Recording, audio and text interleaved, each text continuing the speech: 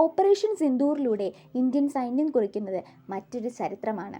വിദേശകാര്യ മന്ത്രാലയവും സൈന്യവും സംയുക്തമായി നടത്തിയ വാർത്താ സമ്മേളനത്തിൽ ഓപ്പറേഷൻ സിന്ദൂറിനെക്കുറിച്ച് വിശദീകരിച്ചത് രണ്ട് വനിതാ ഉദ്യോഗസ്ഥരാണ്.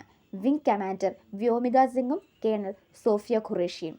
ഇന്ത്യയുടെ വിദേശകാര്യ സെക്രട്ടറി വിക്രം മിശ്രയ്ക്കൊപ്പമാണ് വിംഗ് കമാൻഡർ വ്യോമിക സിംഗും കേണൽ സോഫിയ ഖുറേഷിയും വിശദീകരണം നൽകിയത്.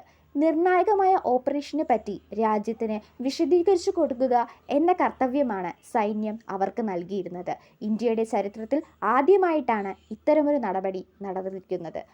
ആസിയാൻ പ്ലസ് മൾട്ടിനാഷണൽ ഫീൽഡ് പരിശീലന അഭ്യാസമായ ഫോഴ്സ് 8-ന് ഇന്ത്യൻ സൈന്യത്തിൻ്റെ പരിശീലന സംഘത്തെ നയിക്കുന്ന ആദ്യ വനിതാ ഓഫീസർ എന്ന നേട്ടമുൾപ്പെടെ സ്വന്തമാക്കിയിട്ടുള്ള ഉദ്യോഗസ്ഥ കൂടെയാണ് കേണൽ സോഫിയ ഖുറേഷി.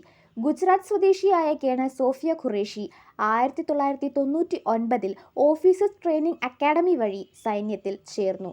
ശക്തമായ സൈനിക പശ്ചാത്തലമുള്ള കുടുംബത്തിൽ നിന്നാണ് കേണൽ സോഫിയ ഖുറേഷി വരുന്നത്. അതിൽ കലാപ മേഖലകൾ ഉൾപ്പെടെ സിഗ്നൽ റെജിമെൻറ്റ്സിൽ അവർ സേവനം അനുഷ്ഠിച്ചിരുന്നു.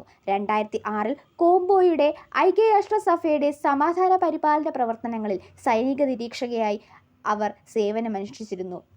കുട്ടിക്കാലത്ത് കണ്ടൊരു സ്വപ്നത്തിൽ നിന്നാണ് വിംഗ് കമാൻഡർ വ്യോമിക സിംഗിന്റെ വ്യോമസേനയിലേക്കുള്ള യാത്ര ആരംഭിച്ചത്. സ്കൂൾ കാലം തൊട്ട് തന്നെ പറക്കാൻ വളരെ ആഗ്രഹമുണ്ടായിരുന്ന ഒരു വ്യക്തിയായിരുന്നു കമാൻഡർ വ്യോമിക സിംഗ്. ആകാശവുമായി ബന്ധിപ്പിക്കുന്ന തന്റെ വ്യോമിക എന്ന പേരിന്റെ അർത്ഥം വല്ലാതെ ഈ ആഗ്രഹവുമായി അടുപ്പിച്ചു. നാഷണൽ കാഡറ്റ്സ് കോർപ്സിൽ ചേർന്ന് തന്റെ ലക്ഷ്യം പിന്തുടർന്നതിനു ശേഷം എഞ്ചിനീയറിംഗും പൂർത്തിയാക്കി. അതിനുശേഷം കുടുംബത്തിൽ നിന്നും സായുധ സേനയിൽ ചേരുന്ന ആദ്യ വ്യക്തിയായി മാറി.